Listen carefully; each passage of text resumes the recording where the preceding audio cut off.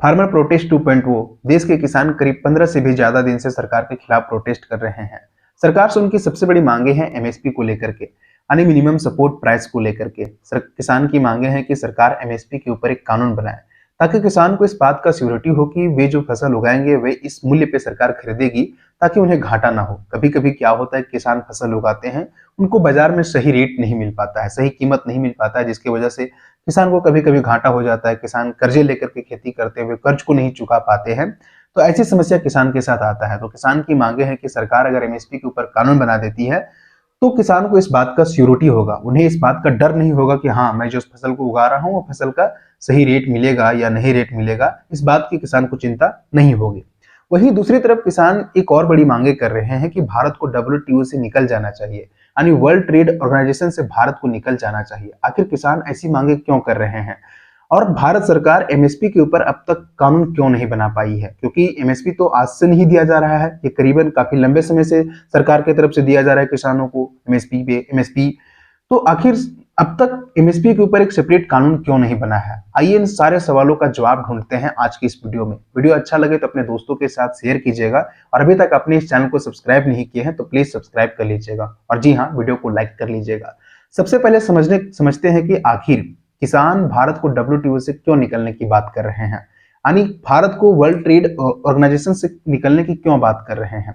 तो सबसे पहले समझ लेते हैं कि आखिर डब्ल्यूटीओ क्या होता है, यानी वर्ल्ड ट्रेड ऑर्गेनाइजेशन क्या है। वर्ल्ड ट्रेड ऑर्गेनाइजेशन इस समय पूरे विश्व में सबसे बड़ा एक संगठन है व्यापार के मामले में, अंतरराष्ट्रीय व्यापार के मामले में सबसे बड़ा संगठन है, जिसमें करीब 164 देश शामिल हैं, जिसमें से भारत भी इस देश का मतलब इस संगठन का हिस्सा है।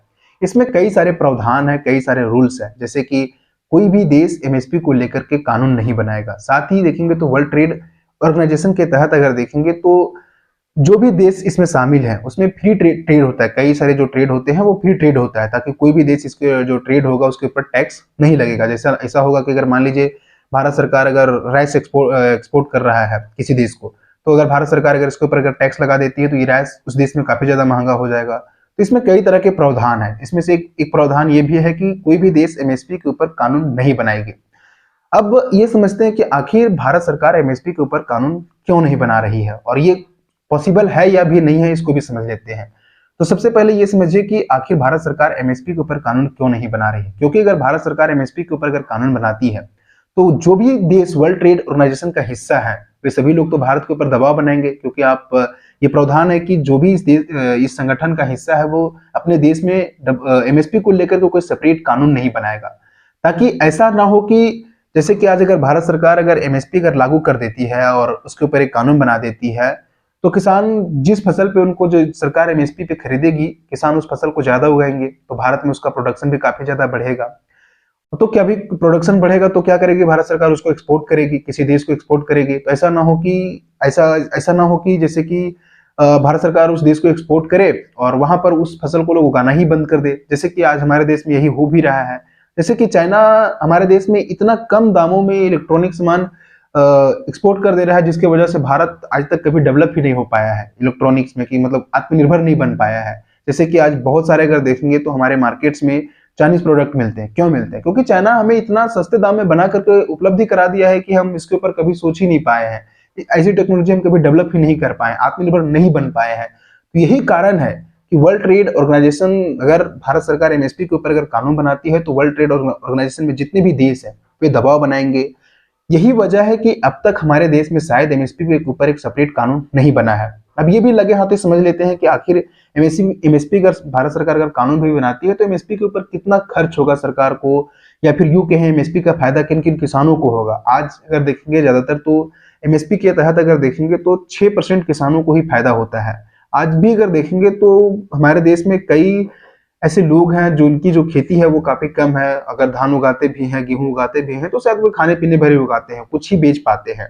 तो एमएसपी का फायदा आज हमारे देश में करीबन 6% किसानों को हो रहा है। अगर सरकार एमएसपी के ऊपर अगर फसल को अगर खरीदने लगे तो सरकार का जो बजट है उसमें भी अगर देखेंगे तो बड़ा ये प्रभाव भी पड़ेगा। ये भी होगा कि शायद एक रिपोर्ट में बताया गया है कि करीबन 10 लाख करोड़ रुपए अगर देखेंगे तो भारत सरकार को प्रत्येक वर्ष खर्च होंगे अगर एमएसपी के ऊपर सरकार कानून बनाती है। और एमएसपी के ऊपर अगर फसल खरीदती है, सभी फसल को खरीदती है, तो करीबन 10 लाख करोड़ रुपए भारत सरकार को खर्च होंगे। अब ऐसे में हमारे देश का इस साल का बजट ही 46 लाख करोड़ रुपए का है, यानी 1/4 पार्ट अगर देखेंगे तो सिर्फ एमएसपी के ऊपर ही सरकार पैसे खर्च कर देगी, तो बाकी बुनियादी चीजों के ऊपर कोई बजट ही नहीं होगा, उसके ऊपर सरकार पैसे ही खर्च ही नहीं कर पा रही होगी। तो यही सब कुछ कारण है जिसके वजह से अब तक शायद लगता है कि एमएसपी के ऊपर कानून नहीं बन पाया है, और ये चीजें पॉसिबल भी नहीं लगता है कि शायद भारत सरकार एमएसपी के ऊपर एक लीगल कानून भी बनाए। अब जो प्रोटेस्ट कर रहे हैं किसान, तो देखेंगे तो जो किसान हर बार जब इलेक्शन आता है, अभी किसान प्रोटेस्ट कर रहे हैं इस बिल को लेकर के, हाँ भारत सरकार एमएसपी के ऊपर कानून बनाए, क्योंकि ये एक बात से ये भी पॉसिबल लगता है कि अब ये पॉसिबल ही नहीं है। अब ये होगा भी अगर भारत सरकार अगर एमएसपी के ऊपर कानून बनाती भी है तो ये होगा तो अगर इस जनरल इलेक्शन के हो सकता है, अगर बनेगा भी तो इसके बाद होगा, क्योंकि अभी अगर देखेंगे तो कोई ऐसा कानून बनाने का प्रावधान भी नहीं है, और अब देखेंगे तो कोई सत्र भी नहीं बचा है संसद में कि हाँ इसके ऊपर एक बिल लाया जाए और इसके ऊपर एक कानून बने, तो ये चीज अभी पॉसिबल नहीं लगता है। बाकी अगर देखेंगे तो जब पिछले बार जब किसान आंदोलन हुआ था तो कनाडा भी इसका खुल करके सपोर्ट कर रहा था, किसानों को उकसा रहा था कि हाँ प्रोटेस्ट कीजिए, और इस बार भी कई लोगों का ऐसा मानना है कि जो विपक्षी पार्टी है वे लोग इसमें प्रोटेस्ट करवा रहे हैं किसानों से, और ये भी बातें तर्क दी जा रही है कि जो किसान है उनके पास मर्सिडीज कहाँ से आए हैं, ये वेल सेटल हैं, तो इनको एमएसपी की जरूरत ही नहीं है, कई तरह के लॉजिक बातें चल रही है।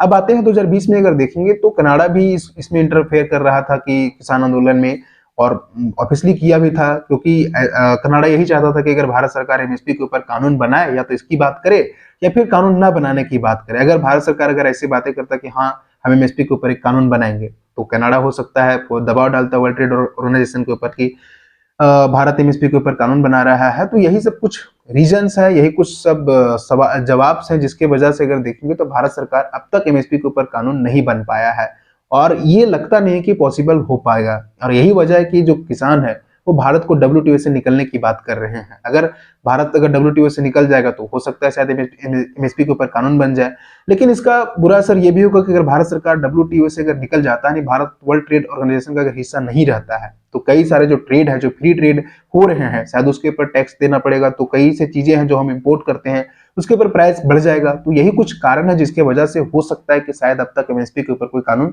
ना बना हो। बाकी वीडियो अच्छा लगा हो तो अपने दोस्तों के साथ शेयर कर दीजिए, और अभी तक अपने चैनल को सब्सक्राइब नहीं किए हैं तो प्लीज सब्सक्राइब कर लीजिए।